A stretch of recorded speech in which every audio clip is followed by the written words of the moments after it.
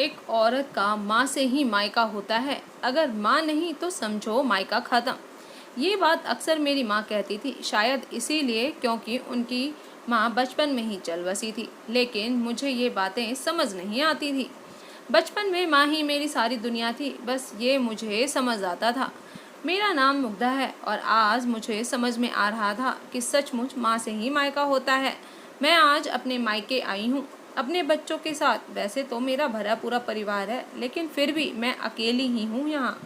ससुराल से आते वक्त कितना कुछ चल रहा था मेरे मन में कि दो भाई भाभीियों और उनके बच्चों के साथ रहूंगी, बातें करूंगी, एक बार फिर से अपने मायके में अपना बचपन जीऊंगी। ऐसी ना जाने कितनी ख्वाहिश लेकर ससुराल से मायके आई थी, लेकिन आते ही भाभी सुमन ने अपनी योजना बता दी। मुग्धा, हमें एक बर्थडे पार्टी में जाना है, राजीव के दोस्त के बेटे का जन्मदिन है। मैं यूं गई और यूं आई। मेरी भाभी ने ना तो मेरे बच्चों को दुलार किया और ना ही कोई आवभगत। बस फटाफट तैयार होने अपने कमरे में चली गई। तभी भाई राजीव ने कहा, सुमन रहने देते हैं, आज मुग्धा आई है, उसको ऐसे कैसे छोड़कर चले जाएं। मैं अनमोल को कॉल कर देता हूँ, हम नहीं आ पाएंगे, आज मुग्धा घर आई है। भाई की बात सुनकर मुझे थोड़ी तसल्ली हुई। तभी भाभी ने बीच में ही टोक दिया, राजीव प्लीज चलते हैं ना, वैसे भी मैंने राधा को सब कुछ बता दिया है, वो खाना बना देगी, हम कुछ ही देर में आ जाएंगे। अरे वहाँ मेरी सहेलियाँ जुटी होंगी, सबसे मेरी मुलाकात भी हो जाएगी। मैं 1 महीने से किसी से मिली नहीं हूँ। भाई भाभी से ये बोलते हुए उनका हाथ पकड़कर खींचने लगी। भाई की नज़र मेरी तरफ ही थी। मैं उनको देखकर मुस्कुराने लगी। मैंने भाई को जाने का इशारा कर दिया कि मैं ठीक हूँ, आप जाओ। भाई चुपचाप भाभी के साथ चला गया। अब मैं घर में अकेले रह गई थी।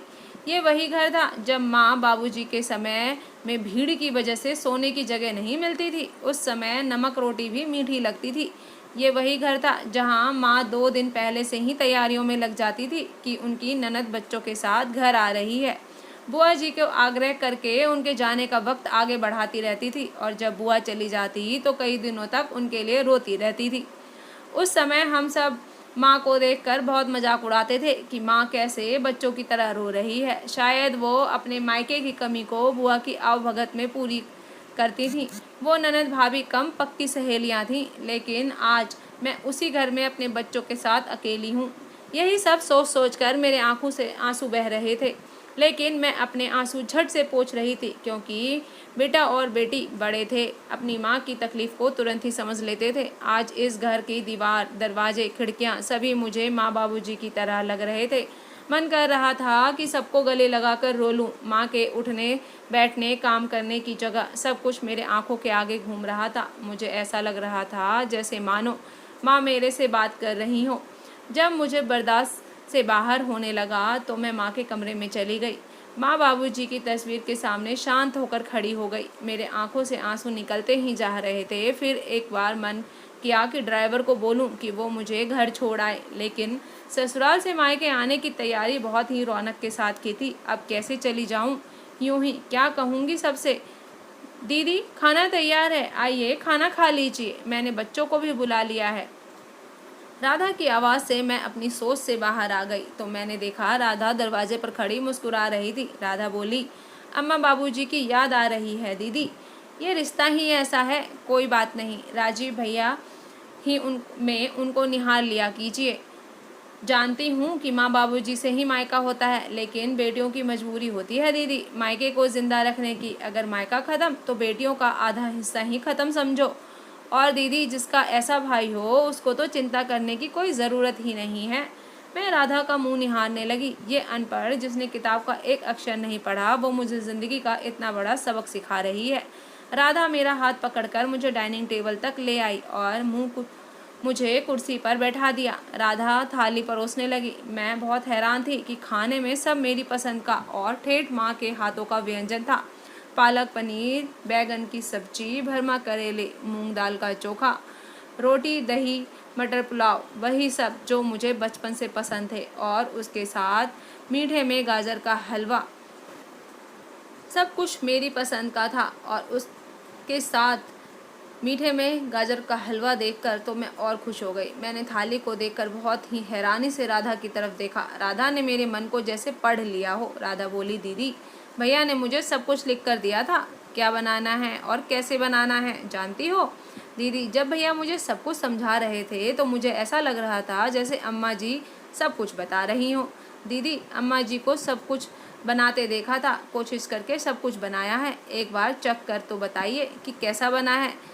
ये सब देखकर मेरे आंखों से आंसू बह निकले। फिर उन्हीं आंखों में आशा की किरणें झिलमिलाने लगी। मैं सोचने लगी, नहीं, राजीव भैया में ही मेरे माँ बाबू जी हैं। ये सब सोचकर मेरे शरीर में एक झुरझुरी सी दौड़ गई। खाना खत्म करके बच्चों को कमरे में सुला दिया और जाकर माँ के कमरे में बैठ गई। सर्दी की रात थी, मन कर रहा था कि रजाई में घुसकर सो जाऊं, लेकिन भाई के इंतजार में बैठी थी। रात के 11 बजे के करीब भाई और भाभी वापस घर आए थे। भाभी तो सीधे कमरे में चली गई, लेकिन भाई ने राधा से पूछा कि मैं कहाँ हूँ। राधा कुछ कहती इससे पहले ही मैं भाई की आवाज़ सुनकर मैं ही बाहर आ गई। मैंने बोला कि मैंने खाना खाया भी और बहुत स्वादिष्ट बना था, बिल्कुल माँ के हाथों वाला स्वाद। मैं ये सब कहते हुए भाई के हाथों को अपने माथे पर रख लिया। मेरे आंसू बहे जा रहे थे। मेरा भाई समझ गया था कि मैं माँ बाबूजी को याद करके भावुक हो रही हूँ। उन्होंने मुझे गले से लगा लिया और बोले, पगली परेशान क्यों हो रही है? अम्मा बाबूजी नहीं हैं तो क्या हुआ, तेरा भाई तो है ना। और सुन, एक बात बताऊं तुझे, मैं रोते हुए बोली। हाँ बताइए। अम्मा ने मुझे सब कुछ सिखाया था। मुझे खाने की एक एक रेसिपी। अम्मा जानती थी कि मेरी बेटी पागल है, जब भी मायके आएगी ऐसे ही रोना धोना मचाएगी। अम्मा कहती थी कि मेरा बेटा बहुत समझदार है, इसीलिए मैं तुझे मुग्धा की पसंद की कुछ खाने पीने और उसकी आदतों के बारे में बता देती हूँ।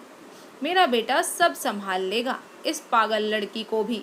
ये सब बोलते हुए मेरे भैया बहुत तेज ठहाके लगाकर हंसने लगे।